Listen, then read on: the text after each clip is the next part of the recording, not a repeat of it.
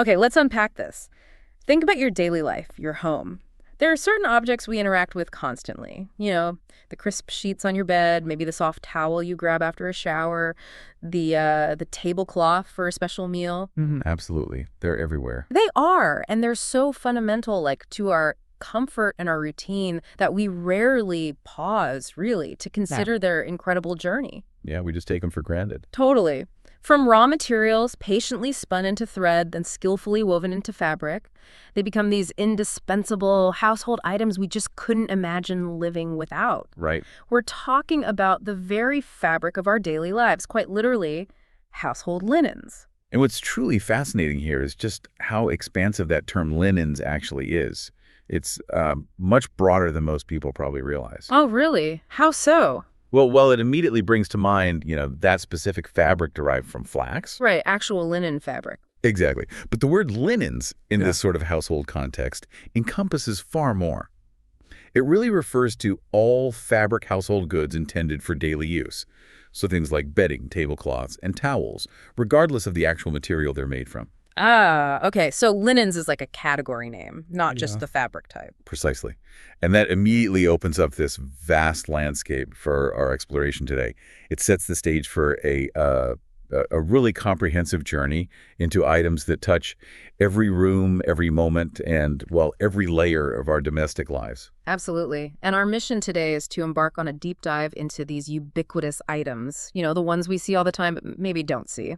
We'll meticulously peel back the layers, starting from their truly ancient origins, and we're talking tens of thousands of years. It's quite incredible. Isn't it? Then we'll dissect their surprising properties, which go far beyond just simple comfort. We'll understand their incredibly diverse applications, from the most intimate personal items to, like, industrial scale operations. Yeah, the big picture stuff. Exactly. And we'll even uncover the complex kind of hidden logistics behind their management in places like large hotels. Oh, that's a fascinating area. Right. So this isn't just about learning facts. It's kind of a shortcut to being deeply well-informed, packed with plenty of genuine aha moments that will, I think, fundamentally change how you look at something as seemingly simple as, say, a bath towel. Definitely.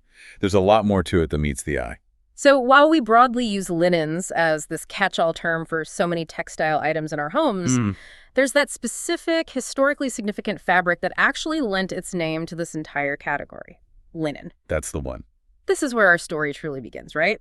With the original material that sort of set the standard and inspired the name for countless household goods we use every single day. Yeah, if we connect this to the bigger picture, that original linen fabric is derived directly and exclusively from the flax plant. Flax. It's often referred to specifically as flax fabric. And understanding this fundamental material, this fibrous ancestor, if you will, it's absolutely key to appreciating the entire category of household goods that are now broadly named after it. Because it was so special. Exactly. The properties of flax fiber were so extraordinary and so valuable, even in ancient times, that they essentially defined a whole new class of domestic textiles. It really paved the way for the myriad of items we rely on today, from the softest sheets to the most durable workwear. It was the benchmark. Wow. Okay, now, here's where it truly gets mind-boggling, I think. Pushing the boundaries of what we consider ancient. When we think of fabrics, most feel like relatively modern inventions, woven into our contemporary lives. But linen, its history stretches back, well, an astounding tens of thousands of years. It's hard to even wrap your head around that time scale. Right. We're talking origins potentially as far back as 36,000 years ago based on evidence discovered in caves in Georgia. 36,000 years. Wow. That staggering timeline predates even its more widely recognized sort of Egyptian heritage by a significant margin. It makes it arguably one of the oldest known textiles that humans have ever systematically produced and used. It's an incredible testament to human ingenuity, isn't it? Yeah, you just think. Discovering how to turn this plant into usable fibers so long ago. Absolutely. And carbon dating has indeed confirmed linen's widespread use as clothing in ancient Egypt as far back as 8000 BC. Still incredibly old. Or absolutely. Yeah. And there, it was exceptionally valued for its ability to keep the wearer remarkably cool and comfortable in that intense desert heat. We'll get into those properties later, but that was crucial. Makes sense. The cultivation of the flax plant itself, the very source of these remarkable fibers, can be traced back even further to around 7000 BC. So that indicates a long and quite sophisticated agricultural history already developing. They weren't just finding it wild, they were growing it purposefully. Exactly. And archaeological discoveries further solidify its ancient presence. And interestingly, its surprisingly global reach back then. Remnants of linen artifacts have been unearthed in the Dead Sea region, dating from 6000 BC, Wow. offering this tangible glimpse into early Middle Eastern civilizations. And even further afield, findings from European lakes around 4000 BCE suggest its widespread use across diverse cultures and continents, long before we might typically assume. So it wasn't just Egypt, even early on. Not at all. Although, while historical records suggest the Babylonians initiated flax weaving, it was truly the Egyptians who became universally renowned for their unparalleled mastery of linen production. Right, that's what everyone associates it with. They really transformed it into an art form and an absolutely essential part of their culture. They used it for everything from everyday garments to quite elaborate ritualistic purposes. Like the mummy wrappings. Exactly. What's perhaps most striking is the extraordinary preservation of linen textiles in Egyptian tombs. The dry desert climate acted as this perfect natural time capsule, giving us an incredible window into their daily lives and practices. Amazing. Mummies, famously, were meticulously wrapped in, sometimes miles of this durable and protective fabric. It acted as a crucial shroud for the afterlife. And Pharaoh's tombs weren't just filled with gold, they contained vast quantities of perfectly preserved linen bolts, like ready for use. Just bolts of fabric. Yes, along with complete linen dresses, tunics, and even sophisticated housewares. It really showcases its remarkably diverse applications back then. So clothes and household stuff. Everything. And a tangible, kind of poignant example of this incredible preservation is the kerchief from Tutankhamun's embalming cache. It dates from around 1336 to 1327 BC. Wow. This single artifact, though it seems humble, is a direct link to linen's pivotal role in ancient rituals. It demonstrates its sacred as well as its practical significance. It's a fabric that quite literally wrapped history. It's absolutely astonishing to consider that a complex process, one that produces such a refined and versatile material, was perfected thousands of years ago. And it still forms the backbone of how linen is produced today. Right. It just speaks volumes about the inherent efficiency and, I guess, the timelessness of the method that early humans discovered and honed over millennia. It really does. It's not just a historical curiosity. It's a profound testament to enduring wisdom and the power of ancient craftsmanship. How is it made today? Is it really that similar? It truly is. Modern linen production remarkably follows a process very similar to what was practiced in ancient Egypt. Yeah. It demonstrates an almost unbroken chain of tradition and technique. Okay. It begins with threshing, which is the initial process of removing the flax seeds from the dried plant. Getting the seeds out. Right. Interestingly, some farmers actually choose to skip this step if their primary goal is to preserve the absolute highest quality of the fiber. Because the mechanical action of separating the seeds can sometimes slightly impact the integrity of those delicate fibers. But generally, the flax plant is first dried thoroughly and then thrashed to collect those valuable seeds, not just for the next season's crop, but also for things like linseed oil. Okay, got it. So seeds removed, then what? The critical next step, and perhaps the most fascinating, is what's called retting. Retting. This is a crucial, delicate, and quite artful process of extracting the cellulose fibers from the woody flax plant stalk. So getting the good stuff out of the stem. Precisely. Yeah. It involves exposing the stalks to water, often in controlled environments, allowing for a precise, controlled decomposition of the pectin. That's the natural sort of glue-like substance that binds the fibers to the stem. Ah, so you're basically rotting away the unwanted parts. In a very controlled way, yes. Yep. It can be done through various methods. Yeah. There's dew retting, where flax is laid out in fields and exposed to natural dew and rain over weeks. Or water retting, where bundles are submerged in slow-moving water, like rivers or tanks, for several days or weeks. There are also more modern, faster methods like chemical retting, though those can sometimes be less environmentally benign. Right. But this controlled decomposition is absolutely fundamental to separating the long, unbroken, and exceptionally strong fibers that we know as linen. It's a delicate balance. Wow, so? Too little retting, and the fibers are too stiff to process properly. Too much, and they actually become weak and brittle. Tricky. Very. This patient, skilled technique, perfected through generations and requiring quite specific environmental conditions, continues to be central to linen's distinct qualities, its remarkable strength, and that unique sort of luxurious texture that we cherish today. Wow, so much work goes into it before it even becomes thread. A huge amount, and it's largely unchanged. So, beyond its incredible ancient history and this fascinatingly consistent production process, what truly makes linen such a valued and enduring material? Let's delve into its inherent properties, the very characteristics that made it so prized in ancient Egypt, and continue to make it popular across countless applications even today. You know, when we touch it, when we wear it, what are we actually feeling and experiencing? That's a great question, and the answers are quite remarkable. They really highlight linen's unique position among textiles. First, at its core, linen fabric is composed of spun fibers exclusively from the stalks of flax plants. Just flax, nothing else. Right. Unlike cotton, which comes from a seed pod, flax fibers are long and continuous, which contributes significantly to linen's inherent strength. Okay. Its thread count variations, surprisingly, are incredibly wide. They can range from a modest 200 threads per inch, suitable for more utilitarian uses like industrial fabrics, all the way up to a luxurious 2,000 threads per inch. 2,000? Yeah. Wow, that's high. It is. It indicates its remarkable adaptability for different quality levels and fine applications, like really high-end bedding. Right. Linen is also highly breathable. That's a key factor in its comfort, especially in warm climates. Its relatively loosely woven fibers allow air to circulate freely, preventing heat buildup. That cooling effect everyone talks about. Exactly. Yeah. And that's directly related to its high moisture wicking abilities. It efficiently draws moisture away from the skin. It doesn't just absorb it, it pulls it outwards, releasing it, which is why it feels cool and dry to the touch, even in humid conditions. Okay, so it doesn't feel damp. Precisely. Yeah. Consequently, it has very low heat retention abilities, further contributing to that desired cooling effect. Makes sense. What about like how it feels or wears?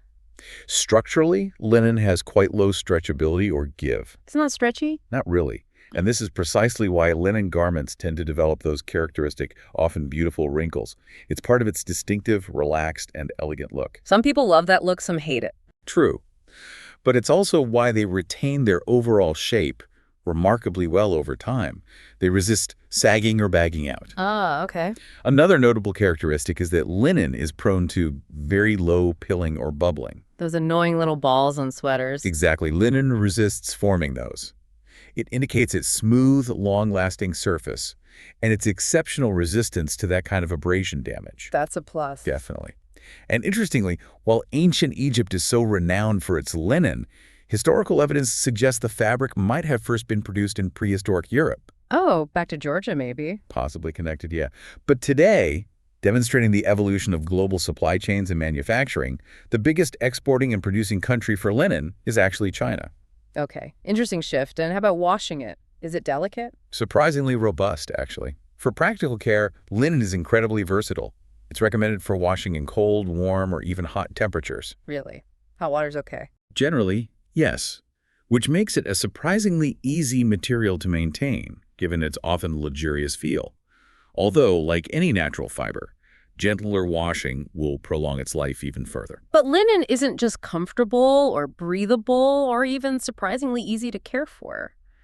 You mentioned other things. It possesses a suite of incredible, almost surprising properties that go far beyond what you might expect from a simple fabric. You're absolutely right. It really does. These are the qualities that truly elevate it from just a basic material to something, well, exceptional, right? Making it incredibly versatile. Absolutely. Beyond the foundational characteristics we just discussed, linen is an exceptionally strong and durable material. It's renowned for its long-lasting quality. Stronger than cotton. Generally considered one of the strongest natural fibers, yes. Yeah. And this inherent strength contributes significantly to its sustainability because products made from linen can endure for many years, often becoming softer and more beautiful with age. Getting better with age? Nice. Which reduces the need for frequent replacement and therefore less waste. While it has limited elasticity, as we mentioned. Sort of wrinkling thing. Right. But that actually aids specifically in shape retention. It contributes to its elegant drape in clothing and home decor, allowing garments to hold their form beautifully. Okay. But here's where it truly gets fascinating. Linen provides impressive protection against ultraviolet rays. Really? Like sunscreen in fabric form? Not quite that strong, but yes, it offers significant UV protection. This is an unexpected but highly beneficial property for clothing, especially in sunny climates, and even for outdoor uses like awnings or certain types of canvas. How does it do that? It's not actively reflecting like some synthetics, but its dense natural fiber structure inherently blocks a significant portion of harmful UV radiation. Its lightweight nature also contributes to its comfort and ease of wear, making it almost imperceptible against the skin. Okay, wow. UV protection. Didn't know that. And crucially, linen possesses the ability to evaporate water, including sweat, extremely efficiently. This isn't just about absorbing moisture, it's about rapidly releasing it into the air. The wicking again. Exactly, but it's the evaporation speed that's key here. This makes it an ideal choice for activewear and warm weather clothing, keeping the wearer consistently dry and comfortable, preventing that clammy feeling you get with some fabrics. Right. Right. Okay. And you mentioned health benefits. Yes, and these are quite remarkable. Linen possesses natural antibacterial and fungicidal qualities. Wow. It's inherent to the flax plant. It contains compounds called lignans, which have natural antimicrobial properties. This explains linen's inherent cleanliness and its suitability for sensitive applications like medical textiles or children's clothing. So it stays cleaner naturally. To a degree, yes. Okay. And as a direct consequence of these antibacterial properties, it effectively neutralizes bad odors. That's why gym clothes made of synthetics can get funky. Precisely. Linen resists that bacterial growth that causes odors, keeping items fresh even after extended wear or use. That's a huge plus. It is. The sources even note, rather intriguingly, that it contributes to waste elimination from the body. What does that mean? Sounds a bit out there. It does sound a bit mystical, but it likely refers to linen's superior breathability and moisture management. These properties facilitate the skin's natural detoxification processes, basically, allowing your skin to breathe properly, regulate temperature more effectively, which contributes to overall skin health and comfort. It's not drawing toxins out, but allowing the body's systems to function optimally. Okay, that makes more sense. Facilitating natural processes. Exactly. And historically, and even in some traditional practices today, linen has been utilized on abrasions and open wounds. Really? Like a bandage? Yes, as a dressing. This is a direct application of its antibacterial properties combined with its excellent breathability, which allows air to circulate around the wound, aiding healing and preventing infection. Fascinating. And finally, as a natural fabric, it rarely causes allergies. This makes it highly suitable for sensitive skin and a preferred, gentle choice for baby products. So good for almost everyone. Pretty much. This unique combination of functional, health-oriented, and surprisingly advanced properties truly makes linen a multifaceted material, one whose full capabilities and benefits are, I think, often profoundly underestimated. Okay, so when we put all those amazing qualities together, its exceptional strength, that unparalleled breathability, its natural antibacterial nature, and even the surprising UV protection, what does this all mean for its applications? Where do we actually see linen being used? Well, it means linen fabric is incredibly versatile. It's used in an astonishingly wide variety of products, spanning almost every corner of our lives.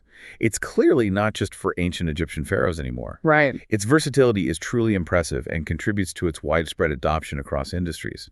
It's commonly used in everything from the most intimate items like bed sheets, pillowcases, and blankets, The classic. to more functional items like dish towels and bath towels. Beyond the bedroom and bathroom, you'll find it in sophisticated home decor like wallpaper, which is surprising to some, and upholstery, offering both durability and that natural, refined aesthetic. Linen wallpaper. Interesting. In fashion, its elegant drape and breathability make it popular for a wide range of garments. Think light, airy skirts, shirts, and dresses, but also more structured suits and jackets, especially for warmer weather. Right. Summer suits often have linen. Exactly. Even in accessories and utilitarian goods, it appears in luggage, high-quality thread, sturdy aprons, various types of bags, napkins, and tablecloths. And historically, its absorbency and softness even led to its use in traditional diapers. Wow. Okay. So breaking it down a bit. Fashion seems like a big one. Definitely. In fashion, its blend of comfort, durability, and elegant drape allows for that vast range of garments we mentioned. Light summer dresses, tailored trousers that hold their shape, breathable jackets. It works for casual and more formal wear. And bedding. Yeah. You mentioned high thread counts. Yes. For bedding, it's exceptionally popular due to its unparalleled breathability and moisture absorption. This makes it ideal for a cooler, more comfortable night's sleep, especially for people who tend to sleep warm or live in hot climates. That natural temperature regulation is a huge selling point. I can see that. What about tougher uses? Well, its strength and durability also make it ideal for workwear, particularly in hot climates where its cooling and moisture-wicking properties are exceptionally beneficial for comfort and productivity. Think durable shirts or trousers for outdoor work. Okay. And then home decor. Right, curtains and home decor. Its elegant, natural aesthetic makes it perfect for creating a sophisticated ambiance. It's used for airy curtains and blinds that let light filter through beautifully plush cushions, and of course a wide variety of table linen, bringing a touch of natural sophistication and timeless style to any space. It's a material that truly adapts to its environment and purpose. Now that we understand the remarkable foundation of specific linen fabric itself, let's expand our view again and explore the vast world of household linens as that broader category you mentioned at the start. Right, the catch-all term. Exactly. These are the fabric items that truly bring comfort, hygiene, and a distinct style to every room of our homes. They quite literally define our living spaces and enhance our daily routines. And this raises that important question again. What is the overarching role of household linens? They encompass all the fabric articles used throughout a home bedroom, kitchen, bathroom, dining room. Everywhere. Pretty much. They are very important items, as the source puts it, not just for their obvious functionality and hygiene, keeping us clean, warm, comfortable, but also for their often underestimated role in elevating aesthetic appeal and adding significant style to a living space. Yeah, they can really change the feel of a room. Profoundly. They contribute to the atmosphere, influencing everything from perceived cleanliness to overall coziness and style. Okay, so let's start perhaps with the most intimate of all household fabrics, bed linens. These directly contribute to our comfort, our sleep quality, our overall well-being every single night. Absolutely. They're what we cocoon ourselves in, what touches our skin for hours on end. They really personalize our sleeping environment and transform a simple bed into a sanctuary. So what falls under this bed linen category specifically? Well, bed linen is comprehensively defined as all the fabric articles used in making beds. The sources emphasize their very important status in the home as essentials for both comfort and cleanliness. Let's delve into some key types, focusing on their distinct purposes and sometimes subtle differences. Okay. A blanket, for instance. It's a large, usually rectangular piece of cloth, primarily used on a bed over a sheet to keep the sleeping person warm. But blankets are incredibly diverse. Right, you have thin ones, thick ones. Exactly. Some are knitted or crocheted, offering a lighter, breathable warmth. Others are made of 2 layers of cloth sewn together with a soft filling in the middle. That filling could be hollow synthetic fibers for insulation, often hypoallergenic. Like polyester fill. Right. Or it could be natural feathers, or down for superior warmth-to-weight ratio, often considered more luxurious. Okay. Then what about a quilt? Is that different from a blanket? It is, yes. A quilt is also a covering for a bed made of 2 layers of cloth with a layer of soft filling between them. But what defines a quilt is its characteristic stitching. The pattern's sewn onto it. Exactly. That stitching passes through all layers and lines or often intricate patterns. These stitches not only hold the filling evenly in place, but frequently create beautiful decorative designs. Patchwork quilts, made from various fabric pieces, are a classic example of this decorative aspect. Got it. Stitching is key for quilts. What about a bedspread? A bedspread is primarily a decorative cover put on a bed, typically laid on top of sheets and other covers like blankets or quilts. So it's the outermost layer. Usually, yes. Its main function is aesthetic, designed to enhance the bedroom's decor during the day. Bedspreads often reach the floor and cover the pillows to create a neat, finished look when the bed isn't in use. They might offer some warmth, but decoration is primary. Okay. What else is considered bed linen? Other crucial bed linen items include bed skirts. These are fabric pieces that drape from the box, spring down to the floor. To hide the under-the-bed monsters. Or just the box spring and frame. They conceal that area and add a touch of finished elegance. Then you have curtains.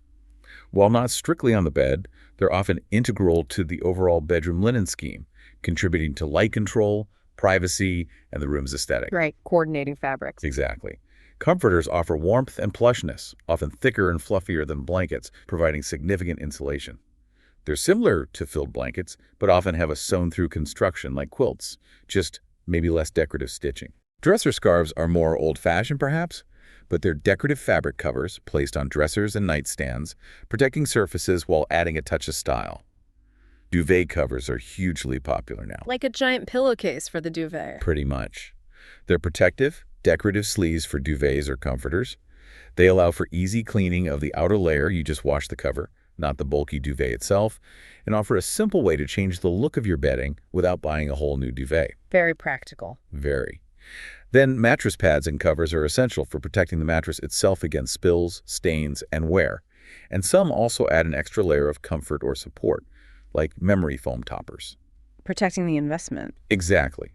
And of course, pillowcases and pillow covers protect pillows, enhance hygiene since you wash them frequently, and contribute significantly to the bed's overall aesthetic, matching the sheets or duvet cover. Okay, that's quite a list. What about those smaller blankets you see on couches? Ah, yes. A distinct and increasingly popular item is the throw blanket. It's generally smaller than most traditional bed blankets and also more versatile. How so?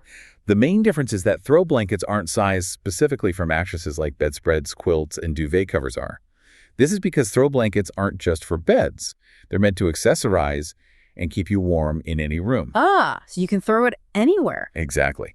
Draped over a living room sofa, an armchair, even an outdoor patio chair. They offer an immediate injection of color, texture, and coziness wherever you put them. Nice. So collectively, all these bed linen items combine essential practicality, providing warmth, protection, hygiene, with significant decorative elements. They really allow you to create a cohesive and inviting bedroom aesthetic that reflects your personal style, turning a functional space into a true personal retreat. Okay, from the sanctuary of the bedroom, let's seamlessly transition to the heart of the home, the kitchen. This is a dynamic space, right? Right. Often messy, incredibly active, and linens here are absolutely essential, not just for cleanliness, but for cooking efficiency and safety, too. Absolutely. They're the unsung heroes of our daily kitchen adventures, for sure. So what's their main job in the kitchen? Well, in the kitchen, linens serve a vital dual purpose. In addition to protecting the cook from spills and burns, a primary safety function. Aprons, oven mitts. Exactly. Kitchen linens are also crucial for keeping the kitchen clean and hygienic. They help prevent the spread of contaminants and ensure food safety, which is paramount in a kitchen. And much like bed linens, they also contribute significantly to adding style to the space, elevating its aesthetic appeal through their choice of color, texture, and pattern. Right, a nice set of kitchen towels can really brighten things up. Definitely. Let's look at some specifics. Aprons are a prime example. They're defined as a piece of clothing worn over the front of other clothes to keep them clean when doing a dirty or messy job, especially cooking. Simple enough. But aprons also come in various styles. You have utilitarian chef's aprons, more decorative bistro or half aprons, full coverage styles, allowing for personal expression even in a functional garment. Okay. What about towels? There seem to be lots of different kitchen towels. There are. Dish towels are specifically used exclusively for washing and drying dishes and should be kept separate from other towels to prevent the spread of bacteria. Ah, so you shouldn't use your dish towel to dry your hands. Ideally not, for hygiene reasons. Dish towels are generally made from more durable, highly absorbent cotton material, often with a specific weave like waffle or herringbone, designed for rigorous use and, importantly, streak-free drying on glassware. Got it. Separate dish towels. Then the safety items. Right. The oven mitt and pot holder are indispensable safety items.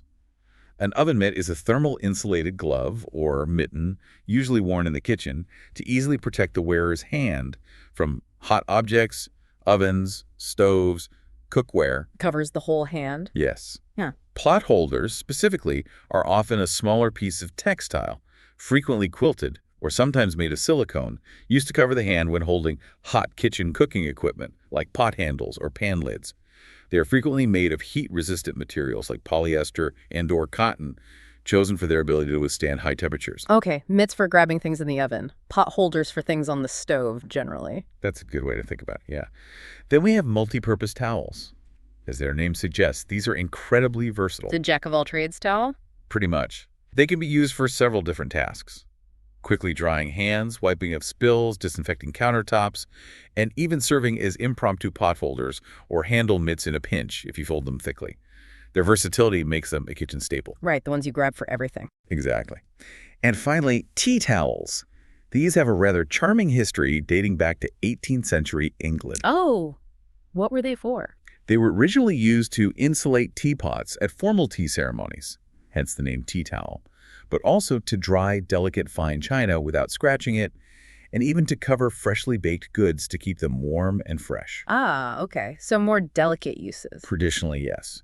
They're often made of linen, cotton cloth, or a combination, and are typically thinner and often more decorative than standard dish towels. They sort of blend utility with charming design.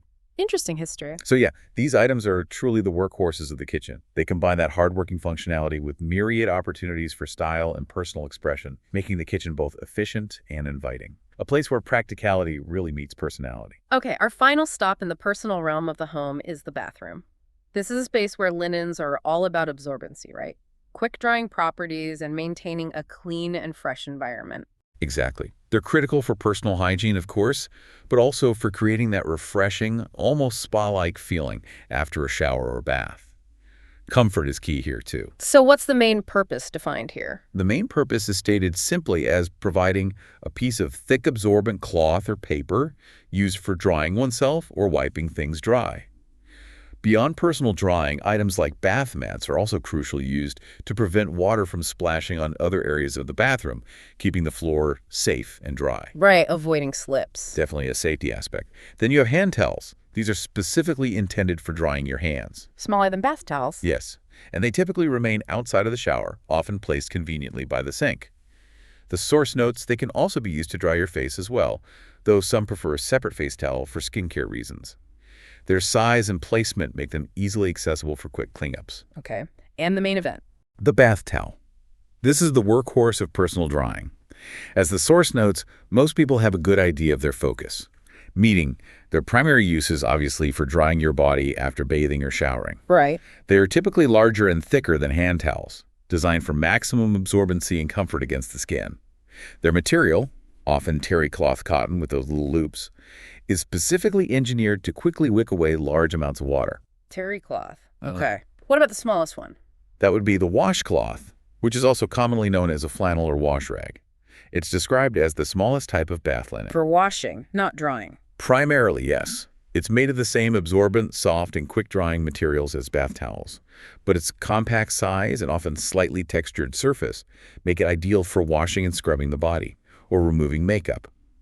It's an essential part of the bathing or cleansing ritual for many people. Makes sense. So the different sizes and specialized uses within bath linens, from the small focused washcloth to the mid-size hand towel and the larger enveloping bath towel, plus the bath mat, all cater to various aspects of personal care and bathroom maintenance.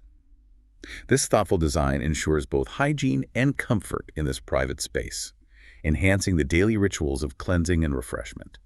And now, let's set the scene for meals and gatherings with table linens. These aren't just practical for, protecting surfaces from spills and scratches. Oh, that's important. Very. But they're often key decorative elements that can dramatically elevate the entire dining experience, right? They transform an everyday meal into something that feels a bit more special. Indeed. Table linen, the definition says, involves all the fabric articles used on the table. It's considered one of the most versatile decor elements that can be used for many different purposes. More than just tablecloths. Oh, yes. From protecting tables and covering up maybe imperfections on an older table surface to adding a crucial pop of color and style to the decor. Table linens are really the go-to decorations when it comes to dressing up tables for both formal and casual events. They truly set the mood. They define the aesthetic of the meal before a single dish is even served. Okay, so what are the main types? Napkins, obviously. Right. Napkins or serviettes are both functional and decorative. They're considered the final decorative touch on the table setting. The finishing touch. Exactly. Their primary practical use is, of course, to wipe the mouth or protect clothing during a meal. But their material, think crisp linen versus soft cotton or paper, the way they're folded, and their placement also contribute significantly to the overall elegance and formality of the table setting. Okay. What about those long strips down the middle of tables? Ah, that's a table runner. It's a soft furnishing designed to either completely replace a traditional tablecloth, maybe for a more minimalist or modern look on a beautiful wood table, or to complement a tablecloth by adding a central design element. It runs down the middle of the table, often highlighting serving dishes or decorative centerpieces placed on top of it. Got it. And individual settings. That would be a placemat. It's a smaller covering or pad specifically designating an individual place setting. It offers personalized protection for the table right under the plate and cutlery, while also adding an individual touch of color, texture, and style for each diner. You can mix and match placemats even when using a runner or tablecloth. Right. And what about doilies? Are those still a thing? They're perhaps less common in everyday use now, but yes, a doily is a small, often intricate ornamental mat. Traditionally, they were made of lace or paper with a lace pattern. Very decorative. Very. They were typically placed on a plate under a cake or other sweet foods for an elegant, delicate presentation touch. Think afternoon tea or dessert service, adding a layer of refinement. Anything else table-related? Well, the source also reiterates linen fabric's suitability for curtains and blinds here. Ah, connecting back. Yes, it just reminds us of linen's pervasive versatility across home decor. It demonstrates how a consistent material choice can tie together different areas of a home, perhaps linking the dining area aesthetically to its surrounding spaces through matching or coordinating window treatments. Nice touch. So all of these items, whether primarily practical like a placemat or more purely aesthetic like a doily, work together to elevate the dining experience. They blend essential functionality with thoughtful, beautiful design. Now, here's where it gets, for me, truly fascinating. We've explored linens in our homes, right? Experiencing them one-on-one in our most intimate and functional spaces. On the personal scale. Exactly. But imagine the sheer volume, the precise management required for these same items in a large hotel, hundreds, sometimes thousands of guests cycling through daily. This is where that concept of pay R level comes into play. Yes. It offers this fascinating peek into the intricate, almost military-level world of housekeeping logistics. It really demonstrates the industrial scale of linen management. It's an absolutely crucial concept in hospitality. It really underpins the entire operation, especially rooms, division, and laundry. Pay-air level, or P-air stock, is defined as the standard number of inventoried items that must be on hand to smoothly run daily routine housekeeping operations. Okay, the standard number you need. Exactly. Think of it like a restaurant kitchen. A chef needs a specific PA level of fresh produce, enough to get through the busiest dinner rush without running out, but not so much that food spoils and creates waste. Right, the sweet spot. Precisely. For a hotel, it's exactly the same with linens. It's the optimal number that ensures every guest, no matter when they check in or how many fresh towels they might request, always has crisp, clean linens waiting. But it also prevents the hotel from hoarding unnecessary, costly inventory that just sits in storage. So it's about efficiency and service. Absolutely. It's a critical metric for efficiency because it dictates exactly how much of each item, every single sheet, every towel, every pillowcase a hotel needs at any given time to avoid running out and to maintain seamless, high-quality service. How do they measure it? Is it just a count? Well, for recycled items, like most linens which are used, laundered, and then reused. The ones that go round and round. Exactly. For those, inventory is measured in terms of a par number. This par number is typically a multiple of what is required to support the basic day-to-day functions. We'll get into those multiples in a second. Okay.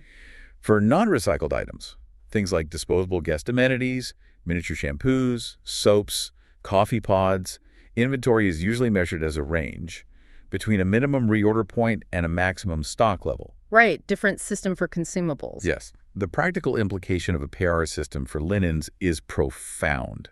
It guarantees the continuous supply of fresh linens for every guest, minimizing operational delays caused by shortages, and preventing the significant financial waste of overstocking money tied up in stock, storage space used. Yeah, that makes sense. It's all about precision, foresight, and really understanding that operational flow. Exactly. So the logistics behind keeping a large hotel stocked with fresh linens must be incredibly detailed, far more complex than just having a few extras in the closet like we do at home. Oh, miles more complex. There's a specific laundry cycle that housekeeping teams follow. It's almost like a carefully choreographed ballet, dictating exactly how much linen needs to be on hand and where it needs to be at any given moment. A linen ballet, I like that. It keeps things running smoothly, efficiently, and hygienically, 24 hours a day, 7 days a week. So what is this cycle? You mentioned multiples. That's right. As mentioned in the source, it is absolutely essential for a hotel to keep a minimum of 3 par of linen articles for smooth functioning of hotel operations. 3 par. However, the practical laundry cycle often expands on this, frequently requiring a 4th par to account for items that are sort of in between stages, in transit, or needed immediately on the floors. Let's break down this essential laundry cycle that dictates these quantities. Okay, par by par. First, you have 1 par in guest room. The ones people are actually using. Exactly. These are the linens currently in active use by guests in their rooms. The sheets on the beds, the pillowcases, the towels in the bathrooms, any other linen items actively contributing to the guest experience. Mm. This is the immediate consumed supply. Par 1. In use. Got it. Second, there's one par in linen room. The clean one's ready to go. Precisely. These are the perfectly clean linens, freshly laundered, pressed, neatly folded, and meticulously stored, usually in a central linen room. They're ready to be issued to rooms as needed for new arrivals or for daily refreshing during stayovers. This represents the hotel's immediate, ready-to-deploy backup supply. It's a crucial buffer. Part 2. Clean and waiting. Okay. Third, you have one par in laundry, dirty. Makes sense. The ones being washed. Right. These are the linens that have been used, carefully collected from guest rooms by housekeeping staff, and are now soiled. They're either currently undergoing the washing, drying, and pressing process within the hotel's on-site laundry facility, or they might be in transit to or from an off-site commercial laundry service if the hotel outsources. This par represents the items currently out of active circulation, but are actively being processed for reuse. Par 3. In the wash. So that's the minimum 3. That's the minimum base, yes. But often, there's a fourth, considered essential for smooth operations. One par in floor pantry. Storage on each floor. Exactly. While not always strictly counted in the basic 3-par minimum for central inventory reporting, this is an absolutely critical additional operational buffer. These are clean linen stored directly on each guest room floor, perhaps in dedicated pantries or housekeeping carts staged on the floor. So housekeepers can grab them quickly? Precisely. They are immediately accessible to housekeeping staff, allowing them to quickly refresh rooms or respond to guest requests without having to make a trip back down to the main linen room every time. It significantly improves efficiency and response time. This contributes to the overall PAR stock needed and ensures that operations remain seamless even during peak occupancy or unexpected demands. Okay, so par 4 is like the immediate on-deck circle. That's a good analogy. So this cyclical system, with each par serving a distinct and vital purpose in use, clean reserve, in-process, on-floor buffer, ensures that an uninterrupted supply of clean linens is always available. Right. It minimizes operational delays, maximizes guest satisfaction by guaranteeing fresh items are always ready, and allows for continuous room turnover even with high occupancy rates. It's this silent, meticulously managed operation that guests, hopefully, never even notice, but deeply benefit from. That detailed breakdown really paints a picture of the logistical ballet involved. It's much more than just washing clothes. Now, let's try and put this into even more concrete perspective with a real-world calculation like the one from the sources. Okay. This really demonstrates the immense scale of linen management in the hospitality industry. It transforms what might seem like abstract concepts, like 4-par, into something very tangible and, frankly, incredibly impressive. Absolutely. Let's consider the hypothetical hotel used in the sources example. It has a total of 100 rooms. Okay, decent size. It's split evenly. 50 double rooms and 50 twin rooms. This means it can accommodate a maximum of 200 house guests when at full capacity, assuming 2 guests per room. Makes sense. Now, let's look at the standard linen requirements per room or per guest for this specific example hotel. For bed linens per bed. 1 bed sheet per bed is used in the calculation, though. As we noted, 2 are often used in practice.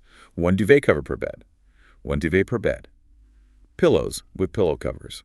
The sample calculation worksheet shows a total quantity of 4 pillows per double room and 2 per twin room. So more pillows in the double rooms? Seems so in this example. This means a base requirement of 200 pillows for the 50 double rooms, 50 rooms, 4 pillows room, and 100 pillows for the 50 twin rooms, 50 rooms, 2 pillows room. That leads to a total base of 300 pillows needed on the beds at any one time. We follow the table's calculation. And 1 bed throw per bed. Okay. And bath linens? For bath linens, the standard is set per guest. 1 bath towel per guest. 1 hand towel per guest. 2 face towels per guest. 2 face towels each. Okay. That's the standard used in this specific calculation example. Now, let's walk through the detailed calculation for a couple of these items step by step. This really shows how the 4 times PAR system profoundly multiplies the base quantity needed for smooth operation. Okay, let's do bed sheets first. Right, bed sheets. For the 50 double rooms, assuming 1 bed sheet per bed for the base calculation, that's 50 rooms multiplied by 1 bed sheet per bed, a base quantity of 50 bed sheets. Okay. For the 50 twin rooms, which have 100 beds total, 2 beds per room, assuming 1 bed sheet per bed, that's 100 beds multiplied by 1 bed sheet per bed, equals a base quantity of 100 bed sheets. Right. So the total base quantity for bed sheets actually in use on beds at any given time across all 100 rooms would be 50 plus 100, which equals 150 bed sheets. That's par one. That's essentially par one, yes. But because the hotel needs to maintain that crucial 4 times PR level to cover par 1 in rooms, par 2, clean and linen room, par 3 in laundry, and par 4 on floor pantries. You multiply by 4? Exactly. You multiply that base quantity by 4. So 150 bed sheets multiplied by 4 equals 600 bed sheets. 600 sheets for 100 rooms. That's the staggering total linen inventory they need just for bed sheets alone to run seamlessly without ever running short. Wow. Okay, let's try a bath linen. Face towels. You said 2 per guest. Yes, let's look at face towels, a smaller item, but high turnover. The requirement here is 2 face towels per guest.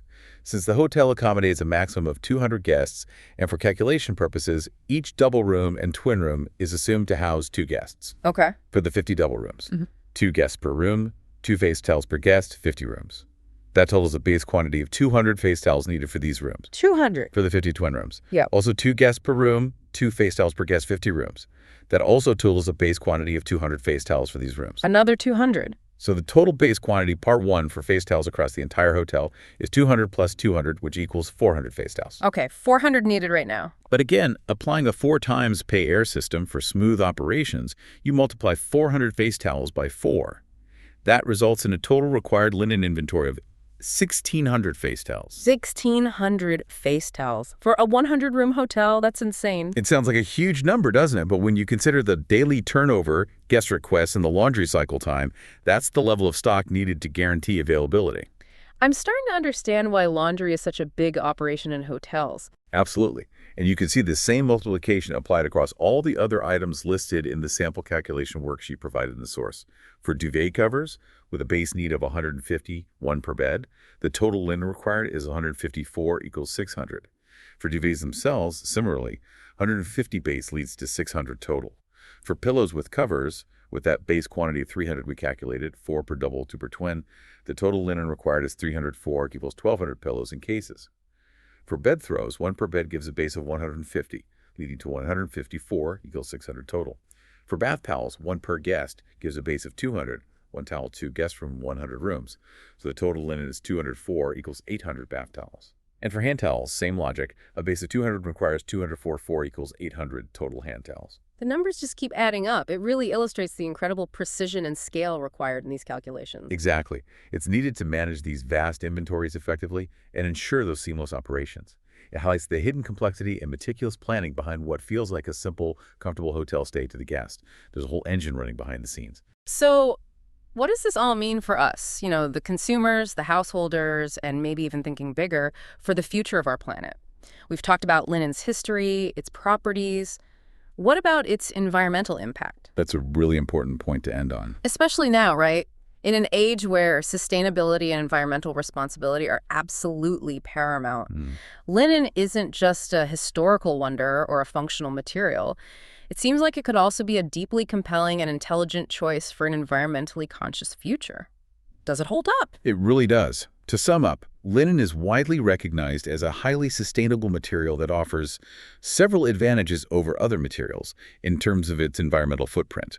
This makes it an increasingly attractive option for modern consumers who are looking for greener choices. Okay, so what are those advantages? Firstly, its water efficiency is quite remarkable. Flax cultivation, the source of linen, generally requires significantly less irrigation water than many other textile crops, most notably conventional cotton, which is notoriously thirsty. Less water use, that's a big one. Yeah, huge.